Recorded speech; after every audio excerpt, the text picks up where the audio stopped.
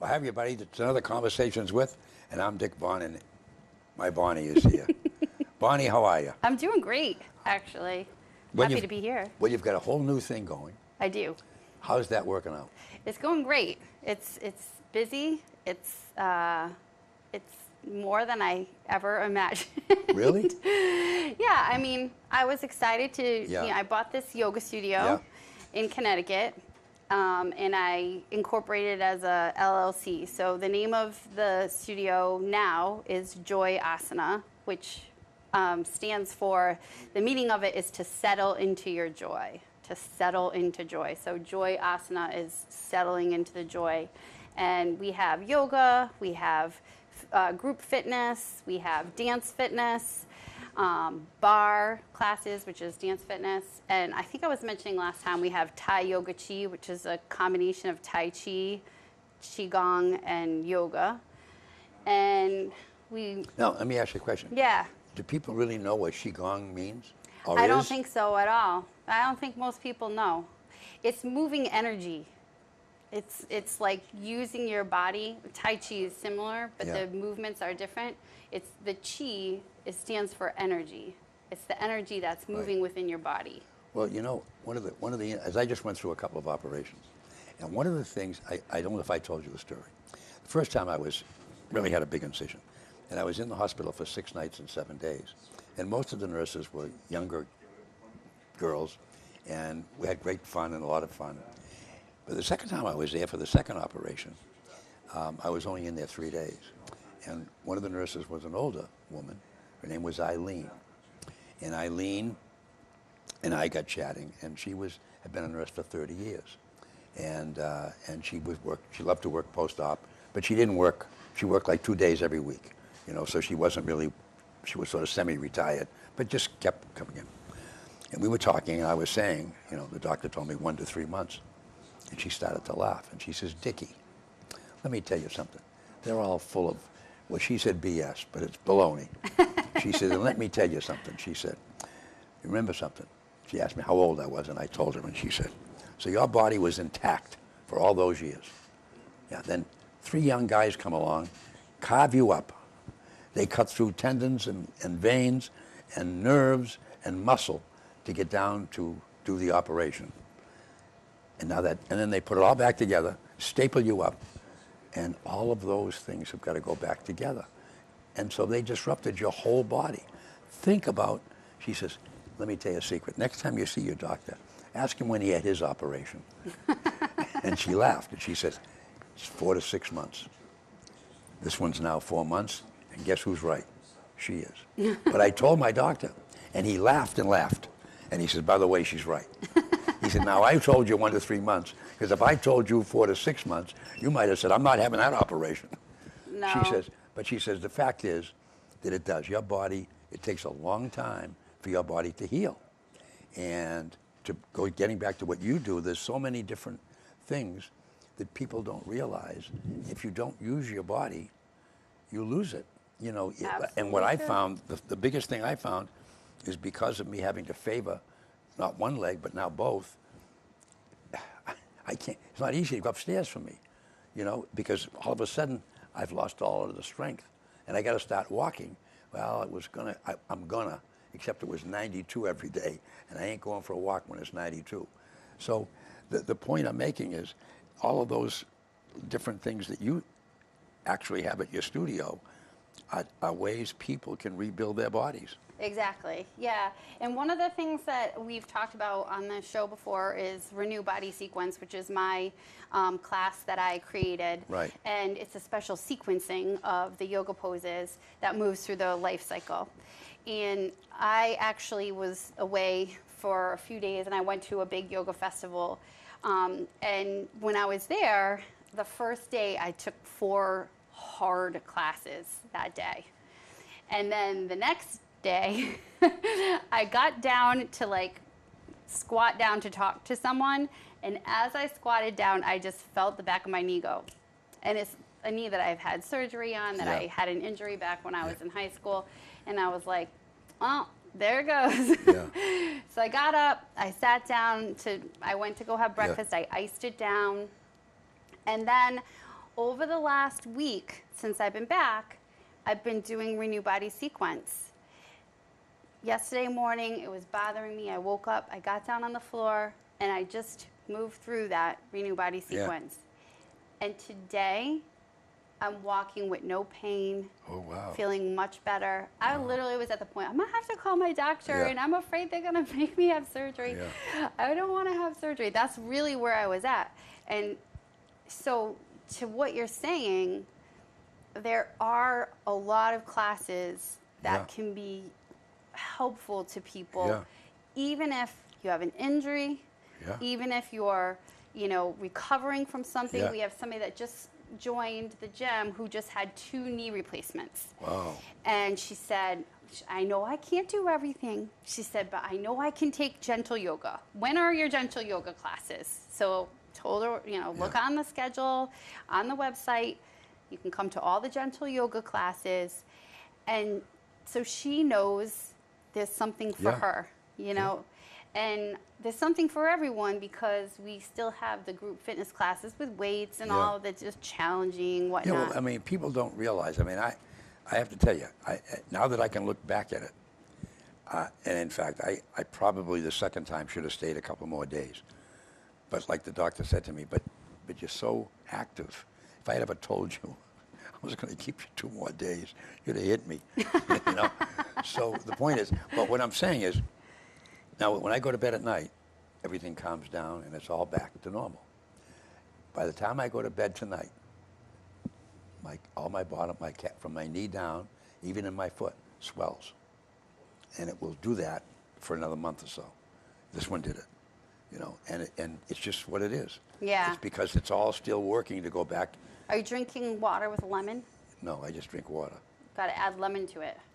Because it was after I had my son, who Yeah. you just met, who's almost Yeah. 6 feet tall. I Yeah. think he is 6 feet tall. But when he was born, he was 9 pounds, Oh. 2 ounces.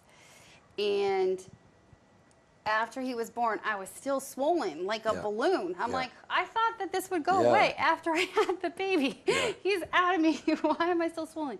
The nurse that came to the house said, drink water with lemon. And the swelling went away. Oh, wow. So try Well, that. I mean, water- I do. Like, if we go to dinner, Yeah. I'll have a lemon.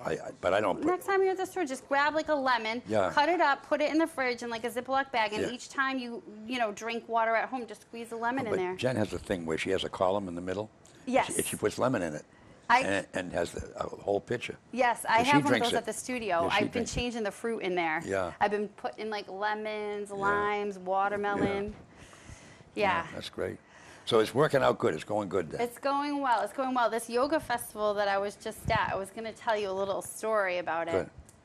One of the classes that I took, it was the best class that I took, and I know you would love this story. The teacher started out with this quote from Winston Churchill, and it might Yeah. be slightly off. Right. So please Yeah. forgive me if my wording is not 100% right. But what he said was, the definition of success is failing again and again and again and continuing to persevere. Yeah. The definition of success is failing again and again and again and continuing to persevere. So she said, I want you to fail in this class. I want you to fail. So that has just really rung with me because all the things that we don't do because we're afraid we're going to fail. Yep. But if we do them, that's where success lies, is in our willingness to fail. Let me tell you a story. Eddie Melanson, Coach Melanson, our high school football coach, was an All-American at Villanova. He was coached by Harry Stildreher. Now, Harry Stildreher was one of the 4 horsemen of Notre Dame, the great Newt Rockne's teams. And what he used to do, we used to stop practice in the middle of August. It was hot. And in the old days, the stadium, after you practiced a while, the middle of the field, the grass would get out of there. So it was dirt and dusty. And, it hadn't rained for 2 weeks. And what he would do after you finished practice, so you had football pants were drenched, you know, he would make you one by one go fall down in the dirt and roll over. And then he said, now I want you to get up and I want you to dust yourself off. Because he said, you're going to get knocked down. And he said, when you get knocked down, the tough get up, dust themselves off, and get back at it. Same thing your friend Winston said, Yeah. and your teacher said. It's true. And I used to drill it into my kids. The easiest thing in the world to do is sit down, fall in the dirt, and stay there. That's easy. But to get back up and dust yourself off and pull up your undies and say, let's go, you know, that's what it. you got to do. That is. And that's life itself. It is. You know, so she's a wise person that. Absolutely. Very inspirational person, actually. She's unbelievable how athletically fit she is. And she's an awesome role model because she's dedicated a huge part of her life to educating people about plastic and how it winds up in the ocean and how us drinking these reusable plastic water bottles is so, so bad. There's a pile of plastic that's like, I think it's 80 miles or something like that in circumference and floating in the middle of the ocean. That's just plastic. And the only way for us to clean that up is every time we go to the beach, cleaning up. Oh, yeah. And every time we go to drink, being conscious of, is this glass, aluminum, Yeah, or plastic? yeah. And really reducing our use of plastic. Well, what's one of the phenomena that's happened, and this weekend was this whole past week was a great example. We drink a lot of water at the house, which is very important. Most people don't drink enough water, but that's neither here nor there. But if you didn't stay hydrated this week, you had a struggle. But anyway, you go to the store and you can get Poland Springs or, you know, Arcadia or Adirondack, whatever it is, doesn't matter, Polar. And they have these they come in clear plastic bottles. Try to get the top off. The plastic is so thin that you can almost squeeze the bottle because the plastic is so thin. Yeah. But they're not nickels. You know, I tell when the kids are at the house and they have a soda, Yeah. that's a nickel. Put that right over there for me. I take those nickels Yeah. back. You know. But anyway, what do you mean it's a nickel, Papa? That's a nickel. It is a nickel. Put that nickel over there.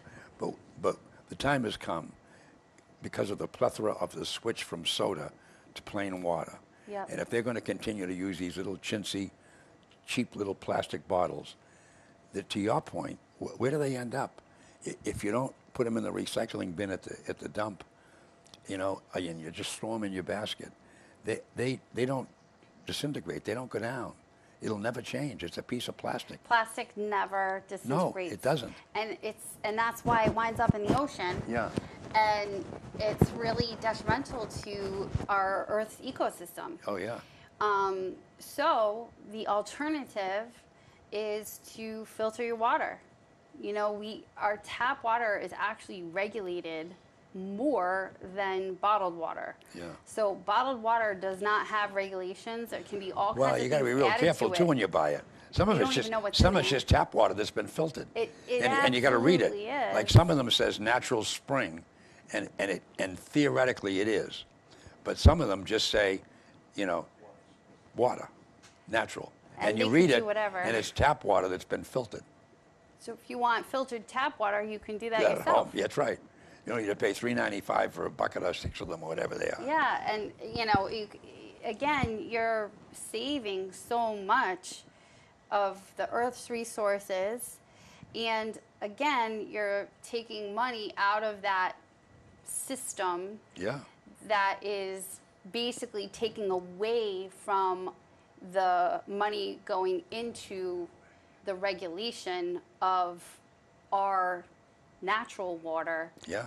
which we really want to be more focused on, is on having clean tap water Right. and clean resources. Well, I think one of the great tragedies, if I might, one of the great tragedies of America, of Americans, all of us, is we take so much for granted.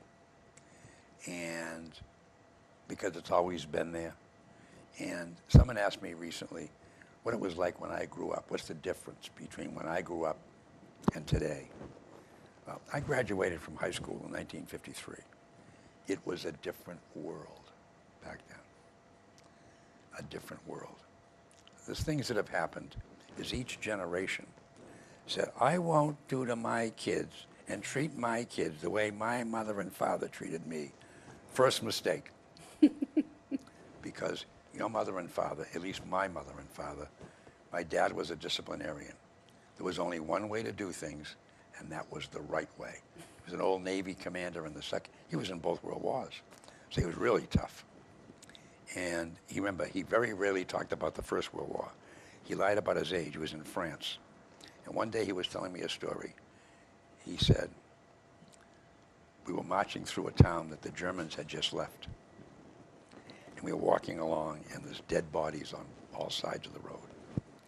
And I looked out, and I saw this little kid, maybe 2 years old, sitting between his deceased mother and father crying. We can't stop. We're going after the Germans. And he says, I've often wondered whatever happened to that poor little kid. And he said the worst thing that could ever happen to America was to have a war on our soil. But he said, would it wake us up? And it did for about 3 years when they hit the towers. But that's 9 or 10 years ago now. We kind of forgot all about that. And once in a while, we, every September 11th, we think about it for a split second, where before we really thought about it. And that's the way it is. But I said to them, let me think about this. I think it comes down to 2 words. Now, each generation didn't carry forth. And my mom taught us 2 things, independence, and she had some great little sayings. But the one she had on a refrigerator till the day she died was the one that said, we are ultimately responsible for ourselves. And I think I've told you the story. If we went home and complained, she would say, Dickie, I cried because I had no shoes till I met a man who had no feet. You stopped complaining. But the best one she taught me was this. Sometimes it's much better to keep your mouth shut and be thought a fool than to open it and remove all doubt. And so every once in a while it's beneficial to keep your mouth shut. But that's how we grew up. Yeah. And I brought my kids up that way. Yeah. Every Christmas they make fun of me. Remember when he did this to us? Remember? But I've seen it change, and even family structures are gone. There's no families like there were back then. I mean, every Sunday we went to Nana's. My mother was one of 13. I'm the oldest of 29 grandkids. And we used to go to Nana's every Sunday for dinner until she passed away. And you went. You'd be there, But those are gone. And so anyway, I said it comes down to 2 words. How I grew up was a different world. And today it's 2 words. And I said, it's really sad. But I said it comes down to these simple things. Rationalization. And I said the other one is entitlement. I said we can rationalize everything today, including murder. And we've watched it happen. And we, for some reason, we have a society that feels they're entitled. Entitled. I worked since I was 15. I had a little paper route. Then I wrote for the newspaper. I used to get paid $5 a week for a sports column, the old Malden Press. And I thought at 16 I was a millionaire when I got that check for $5. All right? That was 1950 or 51. But it doesn't matter. The point I'm making is, but since I worked every day of my life, and so entitled, but unfortunately that's where we are, and we've got away. I have a sign in the refrigerator. My daughter Kathy had a serious accident, and she had the sign in her room at Spalding. you never know how tough you can be till tough is the only choice you have. But anyway, so let's get back to you. So you had a great session with this lady. We got sidetracked. No, that's okay. We'll come back. I'll get back. You had that great session, and it was great for you. It was great. It was a great experience to take classes with her and to be at this yoga festival, to be empowered to bring back those teachings to my students. You know, it was kind of like a 4-day sabbatical, if you will, to get to take classes with great teachers and then bring that back into my practice on my mat and to bring it into my classes with my students and to sort of find even what I learned there. Some of the things that I brought back to class weren't exactly what somebody else was teaching, but more what I got from it. Yeah. You know what I mean? Like, what was the message that I got from that, and what did I take away from that? And then how can you take that and give that to somebody else? And then how can I bring that and sort of share that in class? All of the classes that I teach, I have an affirmation. So I use affirmations in class. It's different than a typical yoga class. Won't necessarily use affirmations, but I know I've mentioned this before. I'm a big Louise Hay fan, and she's like the grandmother of affirmations.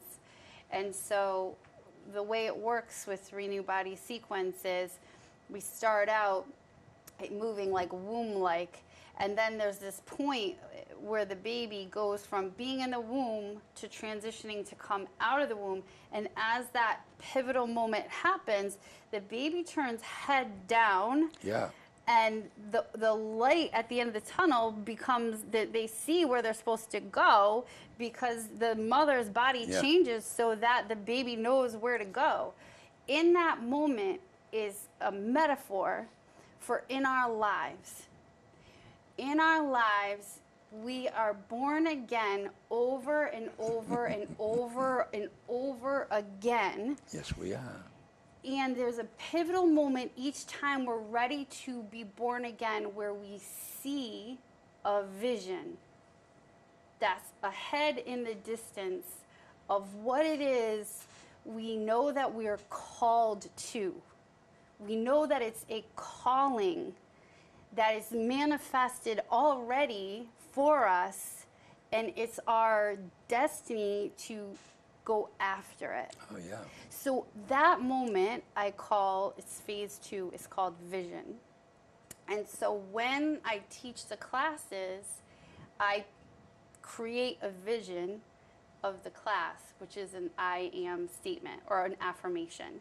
So for instance, today's was, I turn my focus inward and listen to the wisdom of my body and let my body's wisdom guide my practice. Instead of, so I don't add this in the class, but normally what we do is we're in our head going, well, I need to lose 20 pounds, and I need to it's summer, and I got to go down the beach, and I need to build my arm strength, and you know, I got a belly, and I got to get rid of my belly. I had a student come in, so the previous owner had a scale in the studio. I said, bye, scale. Yeah. So I had a student come in yesterday, and she said, oh, where's the scale? I said, it's gone. You're not a number. You're more than whatever that scale would say. Yeah. And it doesn't matter. That's right. It, you know, the day my husband and I moved in together, the scale that I had, my whole growing up until we were 20, I was 24 when we got married, that scale got moved to the basement. I didn't know where it was. And I just never thought to ask him where it went. I'm like, he must have moved the scale, but I don't know where, I don't know. And after a few years, I realized, you know, he's a smart man. He hit that scale on purpose. Yeah. Because he didn't want me perseverating on it. Yeah. Because he loved me the way I was, no matter what that scale said. Yeah, it doesn't matter. You know what I'm saying? So often we come to class, we think we're going to yoga to fix Well, ourselves. we set these goals. Instead of turning the focus inward and really listening to what the body really, the body's wise. Yeah. You know, the body's Bet a if I temple. learned that the lesson. body is a sacred home. It knows. Yeah, and it fixes itself. It heals itself. Yeah. If we shut up. Yeah, I showed you earlier. I mean, I got an 8-inch Yes. where they went in the incision to fix that aneurysm, and when I come out of the operating room the next morning, I looked at it, and there was no staples, there was no stitches. I said, "Oh, that's it. It'll heal itself from the inside out. That's what we want it to do." What? How is it going to close? It will. And guess what? It did. And then I had one up here, and it had a leak. Where they cut a lymph node, and they have fluid, and so the fluid was leaking out, and so eventually it was a week and a half, 2 weeks, and eventually my visiting nurse and Dr. Klaus were back and forth, and he said, "Well, wick it," and we started. She would put a little piece of gauze and stick it in, which was a hole, and I was a wreck thinking I'd have this big hole in my leg, and they would wick it, and that wick would draw the fluid out until it dried up the lymph node, and once that happened, it healed, and I was a wreck. And guess what? It's all healed, and the body does itself. It does. And but I think you were talking about how we do what we do to ourselves. I think one of the greatest problems of us is we set goals that are sometimes unrealistic, and it goes back to your scale story. Somebody who, I'm thin. I was 112 in high school. All right, I weigh 100. One time I got to 180, and I was on the hospital board up in Ware. And Dr. Hallisey, who was a good friend of mine, was a chief surgeon, came to me and he says, "You need to lose some weight, pal." He says, "Your frame," he says, "your body can't handle that." He says, "Whatever you're doing, cut it out." And he said, "Get back down. You should be about 155, 160 tops." I mean, I was tall and skinny. I was 6 foot at the time. And I did. I got back down, and I feel 100% better. But I was just, roast beef, go to the Salem Cross and have a end cut of roast beef, every Friday night, But it's true. You can abuse yourself, but bodies will take care of themselves. But I think sometimes we set unrealistic, like the poor lady that wanted to get on the scale. She may have an unrealistic goal of losing 28 pounds. 28 pounds not be good enough for her. Maybe she should only lose 20. Or maybe, I don't know. Like, Yeah. I can't speculate as to what the reason was. Yeah. But looking at her, I didn't think she needed to lose any weight at all. Yeah. But maybe she had another reason. But the point is, I think so many people we're in our heads. Oh. We're in our heads, going around in the head. We do an awful job on ourselves. We really do. And one of the biggest, I think one of the scariest things for people about yoga, I think the biggest challenge for a lot of people in yoga is they have to stop and be still. And then the mind chatter ramps up because they're still. Then it's like, what do I do with this? So a lot of the practice is learning to interact with that mind chatter in a way that it calms, it settles, Yeah. it slows, Yeah. and eventually it fades. Yeah. But if you try to get rid of it, Oh yeah. then you're just you're cycling yourself even more. You That's know what I right. mean? You're Then you punishing want- then- yourself, and then you're getting more. But it's like, Yeah. why can't I stop doing Yeah. this? Yeah. Drive yourself nuts. Right. So a lot of the practice is really internal. It's that mental. Yeah. Well, Bonnie, we've come to the end of another show. It's been fabulous. I just love chatting. This lady, isn't she great? and it's been terrific. And I know that you're really working hard at your new place, and that'll be great. And then we'll have to get you to do a show all by yourself with some of your people. That sounds and great. really teach yoga, and we can help these folks out. Well, there you have it, folks. That's another Conversations With. Thanks for watching, and we'll see you again soon.